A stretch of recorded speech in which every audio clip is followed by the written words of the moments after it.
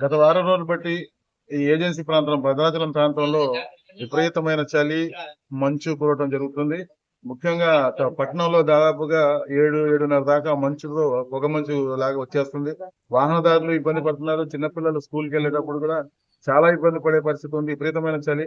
అంటే పిల్లల విషయంలో, విద్యార్థుల విషయంలో తల్లిదండ్రులు జాగ్రత్తలు తీసుకొని కొంచెం స్వెటర్లు వేసి మాస్కులు పెట్టుకొని పంపిస్తే బాగుంటుంది. పెద్దలని ఎక్కువగా ఒక 10 వరకు బయటికి రాకుండా ఉండటం మంచిది. ఎందుకంటే వాళ్ళ పెద్దలు ఈ చలికి విపరీతమైన చలి ఉంది కాబట్టి కొంచెం ఇబ్బంది పడతారు కాబట్టి పెద్దల్ని 10 వరకు బయటికి రాకుండా చూసుకోవడం మంచిది.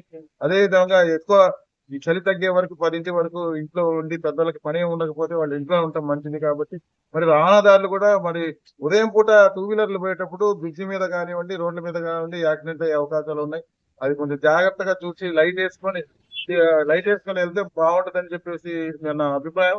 దయచేసి ఈ మంచు కురిసేంత వరకు కూడా తగు జాగ్రత్తలు తీసుకొని వాహనదారులు ఎక్కువగా జాగ్రత్తలు తీసుకోవాలనేది ఆలోచన. అట్లా ఆ విధంగా మరి ఇళ్లలో ఉండే వాళ్ళు నడుచుకోవాలని చెప్పేసి కోరుకుంటున్నాను.